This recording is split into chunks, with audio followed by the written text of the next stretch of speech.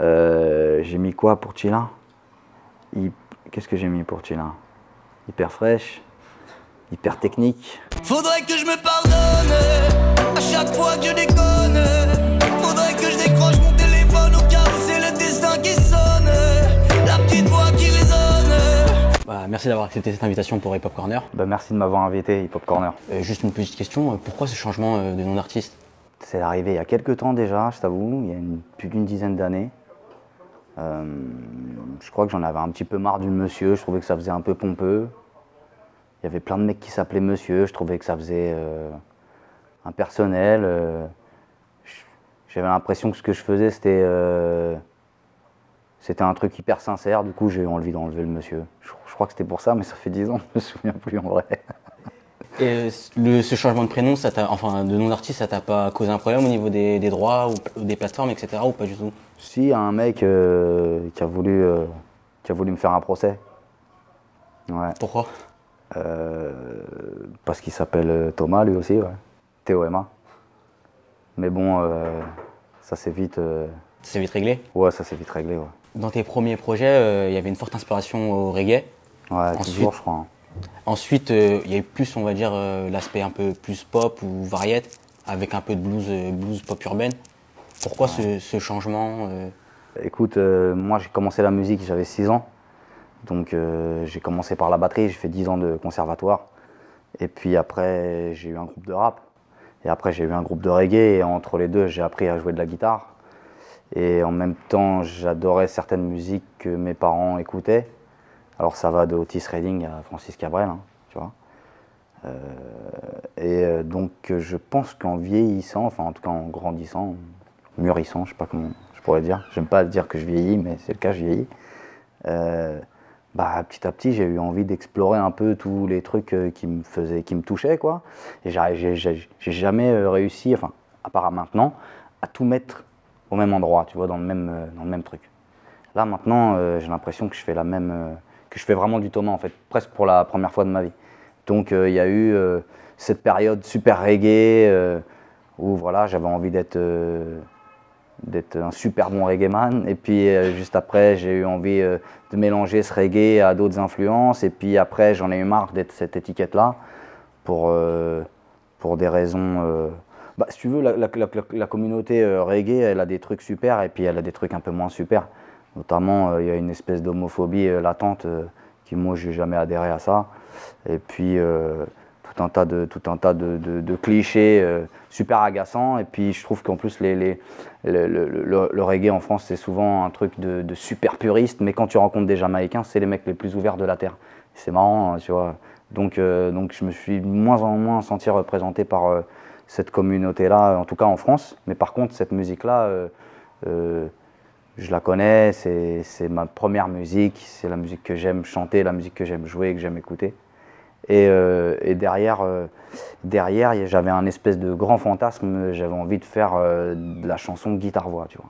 Ouais. Guitare-voix à la Coldplay, à la Bob Dylan, tu vois, mais de la chanson française avec ce côté anglo-saxon dans la manière de chanter, dans la manière de jouer et tout. Et du coup, voilà, je suis passé par tous ces trucs, quoi, tous ces espèces de fantasmes d'être un autre mec. Et puis à un moment...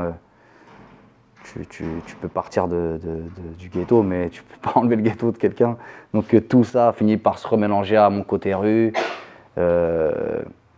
sachant que j'ai bien connecté avec les gens du milieu rap français de ma génération, surtout. J'ai 39 ans maintenant. Et voilà, c'est un peu... Pourquoi ce changement? Parce que j'ai dû passer par toutes ces phases pour devenir moi-même. Voilà. Et donc pour toi, est-ce que tu as trouvé ta propre identité musicale? Ouais, grave. Ça y est, enfin, quoi. Ça a mis du temps, besoin ou pas du tout? Ouais, ça a mis 15 ans. Ça a mis 15 ans pour trouver un truc qui, j'ai l'impression, qu'il n'y a que moi qui le fais, que c'est ma shit, quoi, tu vois, tu peux pas... Et alors, j'ai fait une super rencontre il y a quelques temps. C'est un mec qui s'appelle Rémi Tobal, qui fait partie de l'entité Medellin, qui est en dessous du sol sur lequel on a nos pieds en ce moment, en train de travailler sur différents albums. Et ouais, avec ce mec-là, j'ai réussi à à trouver vraiment l'identité musicale de mon truc parce que c'est un putain de super producer, quoi. Et surtout que c'est un mec de ma génération aussi, qui a des vraies oreilles, qui a une vraie culture musicale, donc on a réussi à faire un truc chambé, quoi. On a réussi à faire un truc chambé où je peux venir avec ma guitare, mes idées, mes trucs, et puis mes envies et puis on met tout ça dans une espèce de casserole, on secoue ça dur, et puis après ça finit par donner du Thomas 2019, 2020, 2021, 2022, etc., quoi. Ouais. Et dans cette évolution, on a pu voir que tu as toujours gardé un instrument qui t'est cher, c'est la guitare. Pourquoi ce choix-là? Parce que pour pécho des meufs, c'est une arme nucléaire. Non, la guitare, parce que je sais pas jouer de piano, parce que j'ai toujours voulu être indépendant dans ma manière de composer, parce que ça me fait du bien quand je joue pas que de la guitare, hein. Je joue aussi un autre instrument qui s'appelle le Weissenborn. La plupart des gens appellent ça un lap steel, mais en fait c'est pas un lap steel, c'est une guitare hawaïenne. Mais bref, je joue aussi ce type de guitare qui sont posées sur les jambes, qui se jouent différemment. Et puis je joue aussi des percus, de la batterie, donc...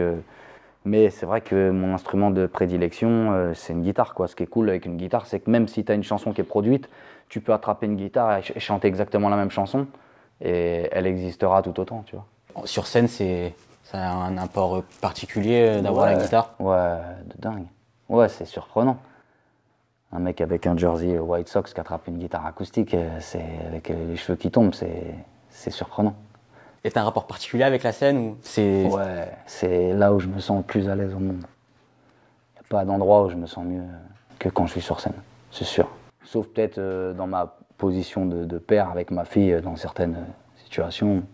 Mais non, sinon il n'y a pas de... J'ai l'impression que tout ça, je le fais pour aller sur scène. Mais j'ai vraiment redécouvert la joie du studio encore une fois avec Rémi. Ouais, retrouver la joie de composer, de produire, de passer du temps. Ça, c'était un truc que j'avais un peu perdu. J'ai pu voir sur tes réseaux sociaux qu'il y avait beaucoup de photos postées aux États-Unis. Tu vis là-bas, si je ne me trompe pas, ou pas du tout? Putain, ça me fait kiffer que tu dis ça. Absolument pas, j'habite à Alfortville. 9-4, gros. J'aimerais bien vivre là-bas, putain. Même si en ce moment, leur président, c'est la pire farce du monde. Mais en même temps, c'est pas une farce, c'est ça qui est terrible pour eux. Mais...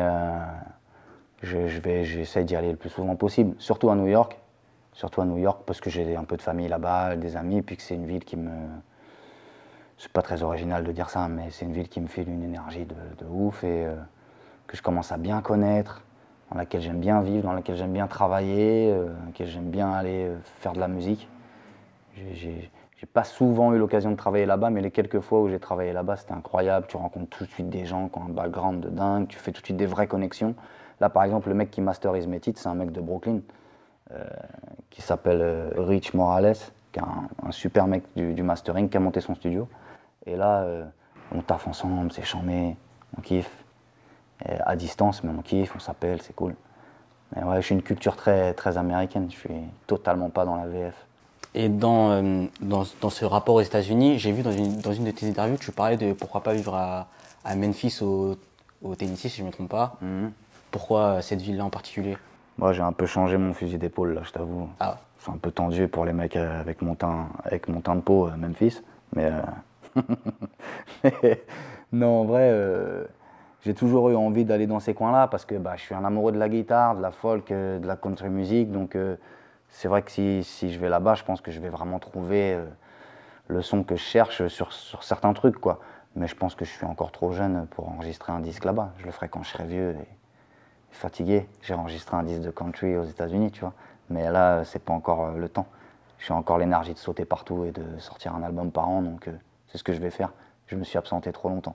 Comme tu as pu le dire, tu as une longue carrière, sur presque 2 décennies. Putain, ouais. C'était dur avec moi, Arnaud. C'est un peu la vérité. Non, c'est vrai, c'est archi vrai. Et comme dirait Féfé, je suis un jeune à la retraite. Est-ce que ton rapport à la musique, il a évolué avec l'industrie de la musique qui change également? Ouais. Mais alors, là où il a le plus évolué, c'est surtout avec ma fille qui m'a fait redécouvrir ce qui se passait dans le rap et dans la musique américaine des jeunes, quoi. À un moment où moi j'étais un peu trop accroché à d'autres trucs et où j'avais l'impression que tout le monde faisait la même chose, je comprenais pas.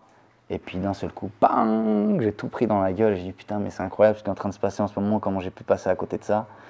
Et je pense que ça, le changement dans l'industrie musicale, le fait qu'il y ait eu Internet et que cette espèce d'accès à tout le monde à la musique, même le fait d'avoir un studio dans ta chambre pour tout le monde, alors ça a eu quelques petits côtés négatifs pour moi qui vient d'une époque où on était obligé de faire des groupes et d'aller faire des concerts.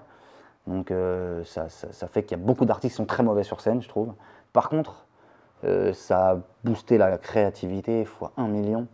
C'est-à-dire que maintenant, si tu veux être bon, il ne te suffit pas juste de copier un truc. Il faut essayer d'inventer un nouveau truc. Et ça, c'est pas facile, mais c'est super excitant. Donc je trouve que ouais, il y a plein de côtés dans le changement de l'industrie musicale qui m'ont, moi, galvanisé et tu sais, et donné envie de trouver mon truc aujourd'hui, quoi. Ouais. Et elle t'a fait écouter quoi comme nouveaux artistes? Tellement de trucs. Tellement Migos, Travis, autant du son d'Atlanta que de LA, que de New York. Tu vois, après, moi je lui ai fait découvrir Biggie, Tupac, dans les grandes lignes, tu vois. Après, tout un tas d'autres trucs, toutes les prods de Dre, Just Blaze, Busta Rhymes, Just Blaze, ouais, mais alors Just Blaze c'est pour les mecs qui connaissent, Just Blaze c'est un producteur, donc faut connaître, tu vois. ouais. Mais ouais. Moi, on va dire que là, en ce moment, je suis sur.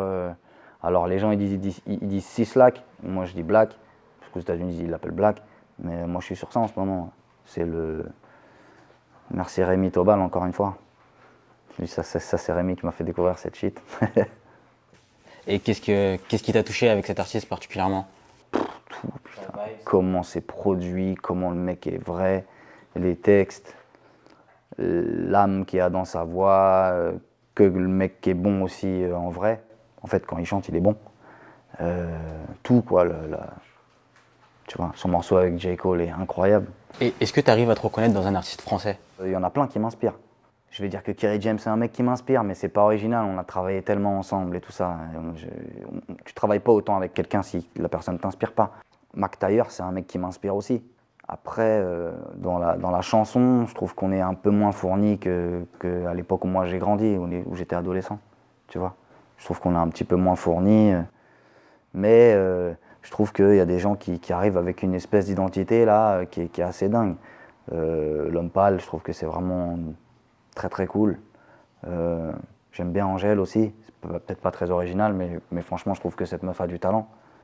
Chila aussi, c'est une artiste que je kiffe. On a d'ailleurs un sale duo qui va arriver dans mon album. Justement, pour revenir à tes collaborations dans le milieu du rap, Ouais. pourquoi ces collaborations et pourquoi cet amour pour cette musique? Pourquoi cet amour pour cette musique? Parce que j'ai commencé par mes premières aventures d'écriture, c'était le rap. J'avais un groupe de rap qui s'appelait L'Arme Lyricale. À l'époque, on avait tous des noms comme ça. Représente 77, Torcy, aussi sous la gorge, on s'appelait. Mais bref, ouais, j'ai commencé par ça, moi. Si tu veux, mes grands, c'était à l'époque où ils étaient ensemble, c'était Mars et Géraldo. Ils avaient une émission qui s'appelait Hip Hop Non-Stop. C'est eux qui ont monté l'écurie Time Bomb. C'est eux qui ont découvert Oxmo, Booba, Pete Bacardi, les X-Men. Tu vois, et moi, c'était mes grands, ces mecs-là. La première radio dans laquelle j'ai rappé, c'était dans leur émission. À l'époque, j'étais obligé d'être connecté avec ta radio parce que tu ne pouvais pas réécouter les émissions. Il fallait l'enregistrer. Tu savais que les mecs allaient passer des exclusivités qui ramenaient de New York ou de LA en vinyle. À l'époque, c'était vraiment New York, c'était la mecque du truc. Donc, tu sais, nous, ça nous a pété dans la gueule, ce truc. Et le rap, ça nous a pété dans la gueule. NTM, IAM, pour des mecs comme moi, c'était mes stars du rock'n'roll, quoi. Tu vois, quand les mecs arrivent avec le monde de demain, à l'époque, pour nous, c'était incroyable. Il n'y avait jamais personne qui avait parlé de ce qu'on vivait. Il n'y avait jamais personne qui avait parlé des quartiers comme ça.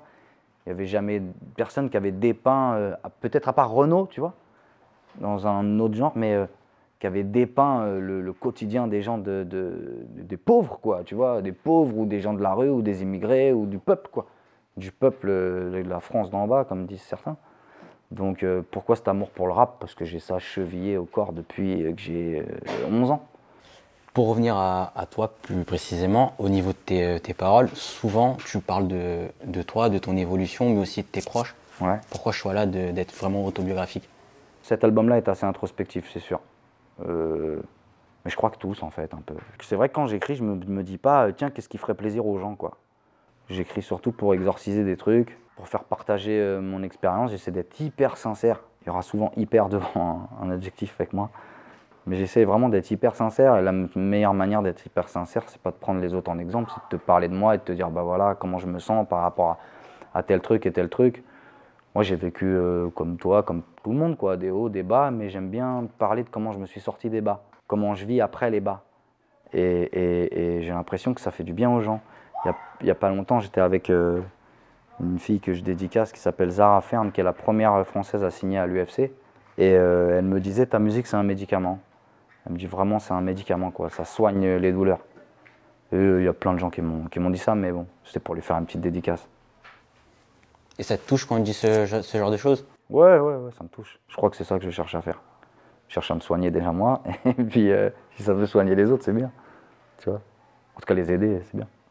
Et pour parler du projet Hypersensible, comme tu m'as dit, au niveau des réseaux sociaux, j'ai pu voir que pour promouvoir les collaborations, à chaque post, il y avait hyper et avec un adjectif pour préciser ces artistes. Ouais. Pourquoi ce choix d'adjectif avec par exemple Sheila ou Dossé ou même Mathieu Kassovitz, si je ne me trompe pas? Ouais, Mathieu, j'ai mis quoi, Mathieu hyperactif? Ouais.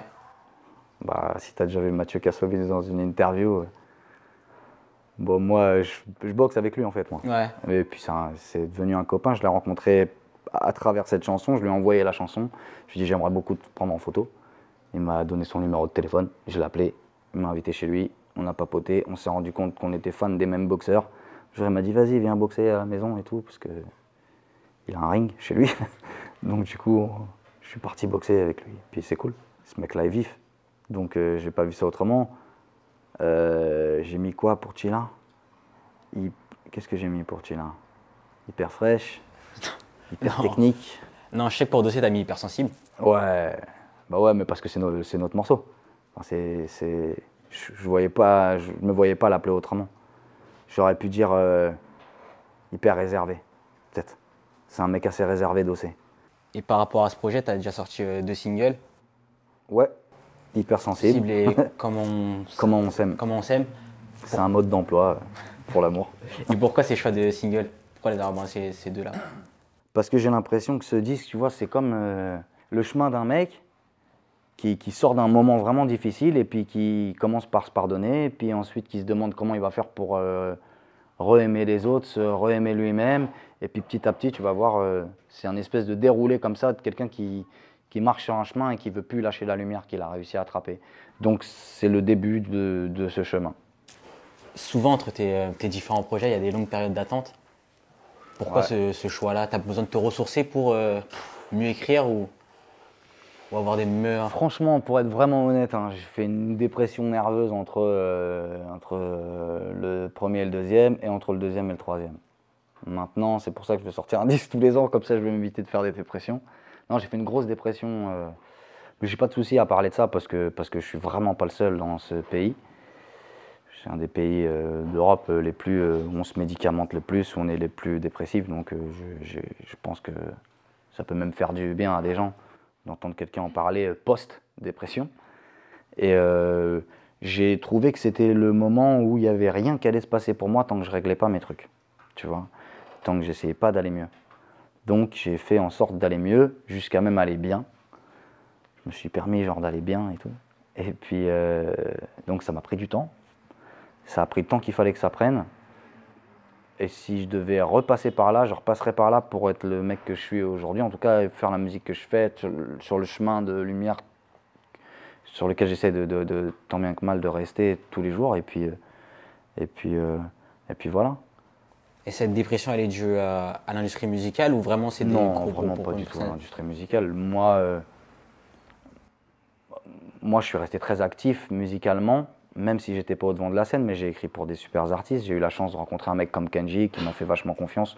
J'ai écrit des chansons pour lui, j'ai écrit des chansons pour Florent Pagny, j'ai écrit pour Kerry James, j'ai écrit pour Tikenja Fakoli, J'ai fait plein de trucs pendant cette période-là, mais moi, en tout cas, c'était pas le moment pour moi. Je me trouvais plus, je savais plus quelle musique je voulais faire, je savais plus comment je m'appelais. Tu vois, c'était pas le moment pour moi. Il fallait que je me retrouve, il fallait que je retrouve cette envie, quoi. C'est dur quand même ce métier, donc ce métier, je sais même pas si c'est un métier, mais en tout cas, c'est difficile, quoi, ce truc-là, d'aller au-devant de la scène, de te confronter à je t'aime un jour et puis je t'aime plus, et puis etc. Et puis moi, je vais avoir 40 ans, quoi. Je suis pas un mec de 20 piges qui arrive, qui est tout frais. Ça fait un moment, tu l'as dit que je suis là, donc je connais un petit peu ce truc. Donc là, j'avais besoin de me sentir libéré de mes chaînes. Les collaborations qui ont été faites sur cet album, pourquoi ces choix-là? Comment ça s'est déroulé, les connexions, etc. Frérot, je n'étais pas heureux, donc j'ai décidé de changer de rêve. Parce que les soldats valeureux n'aiment pas trop demander de l'aide. Alors, Dossé, j'ai eu la chance d'entendre avant que sorte son projet des titres en studio avec lui, parce que je connais très bien Omar Dignos, Omar Samaké. Ouais, le manager. Son manager, je connais très bien, spécial big up. Et en fait, j'ai écouté des morceaux avec eux et j'ai dit putain, au-delà que je connaissais le grand frère de Dos, tu vois, depuis longtemps, mais j'ai dit putain, il est fort lui, il est vraiment fort, quoi. C'était Vidalosa ou? Ouais, c'était Vidalosa. Ouais. Là, vraiment, je me le suis pris en pleine gueule. Je trouvais que c'était le seul mec qui arrivait à parler d'histoire d'amour avec une michto et que ça m'intéresse. Tu vois, c'est le seul gars qui m'a fait ça. J'ai dit putain, mais t'es super fort en fait, t'es un cœur fragile et tout. Et puis, je t'ai dit, c'est un mec assez réservé, mais il est vraiment. C'est quelqu'un de foncièrement gentil. Et gentil, ça veut pas dire fragile ou faible. Ça veut dire gentil en fait. C'est pas un connard, c'est un mec bien, qui a une vraie plume. Quand j'ai écouté La Rue, c'est rasoir, je me suis pris une grande gifle dans la gueule.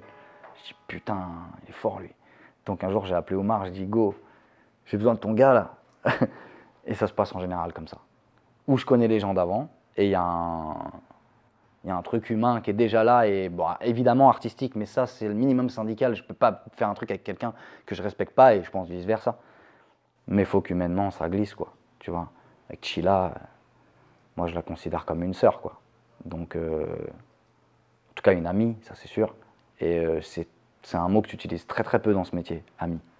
On a beaucoup de potes, tout le monde s'appelle mon frère et tout, mais des amis, dans ce métier, on a peu. Elle, c'est quelqu'un que je considère comme une amie. En tout cas, je considère qu'elle fait partie de ma famille musicale. Et il y a d'autres featuring dont je ne peux pas parler.